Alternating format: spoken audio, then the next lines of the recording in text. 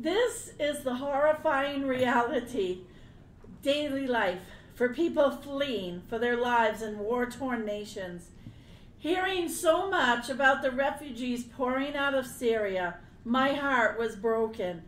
I always thought if I had been there, I would have helped those fleeing the Nazis, but never thought my convictions would be tested in this day and age.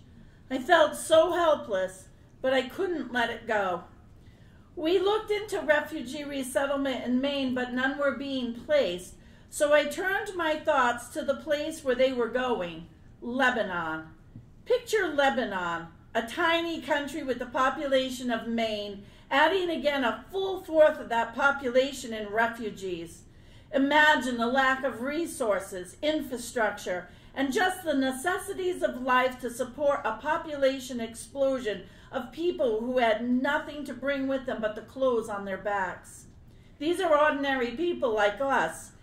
They live in a developed country with modern amenities, now forced into ghettos without viable income, without opportunities for themselves or their families, living with the scars of violence and loss.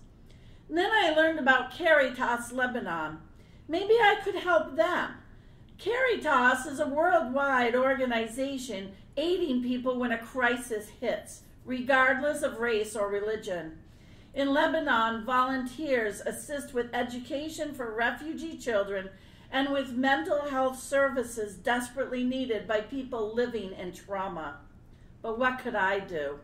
Possessing neither good health nor personal wealth, it seemed daunting, yet every day I sensed the urgency more.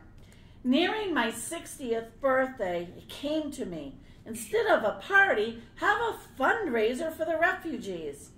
I planned my favorite spaghetti and bean supper with a silent auction, aiming for $600.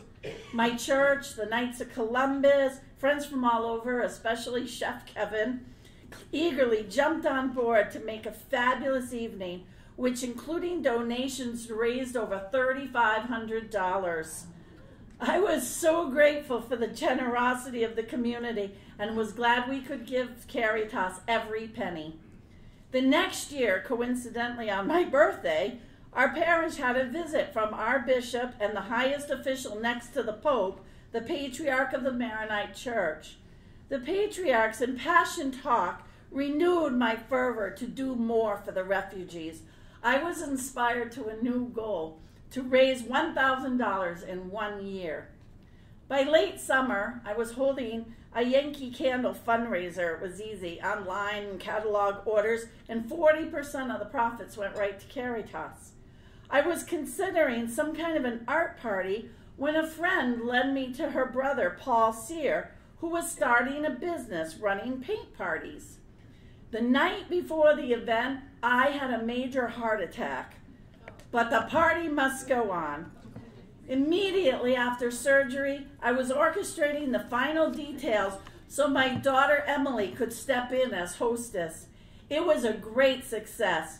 Paul, even though coming all the way from New Gloucester, was so enthusiastic, he offered his entire profit to the cause. He sent me his painting. My hospital room became a gallery of friends and family's renditions. Recovering but weak, I wrestled with the meaning of my life from this point on. I felt useless.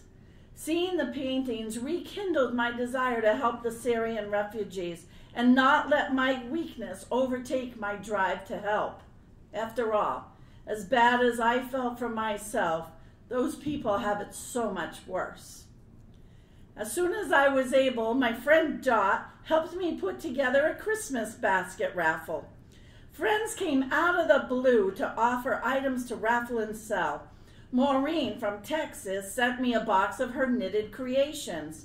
Paul's sister Marie donated a painted window shelf, and Alice gave me her handmade doll dresses to sell. In addition to a display at church, my daughter-in-law Heather donated space at her small business fair so I could have a booth. Before Christmas, my equally passionate friend, I'll call an Angel, asked how much I had raised. I was excited that we were already nearing $700, but she was eager to see the goal met quicker. The next day, only 4 months into the project, people came up to me, handing me donations from $2 and change to $100 bills. Before it was through, we met my goal for the entire year and received an anonymous matching donation. I was shaking and crying with joy of seeing that other people care as much as I do. The gift to Caritas totaled $2,145.70. I could say I met my goal and I'm done. Refugee issues have become such a touchy subject that I actually face scorn and ridicule for even trying to do this. People say, why bother? Take a rest. You have nothing personal to gain. Let them deal with their own crisis. But it's like this. A couple of weeks ago, someone handed me a heartfelt donation given out of her family's Christmas presents. And that confirms to me that I can be a vehicle to generate even more. So Dot and I put together another Valentine raffle basket this time, and it all begins again. See, I'm just an ordinary person who sees the tragedy and wants to do something. I don't believe the old excuse, there's nothing I can do about it. Doing something is possible, no matter what the circumstances, no matter how tough you think you have it, no matter how far away or expensive, no matter how overwhelming. Everybody with even the smallest amount of will can change the world.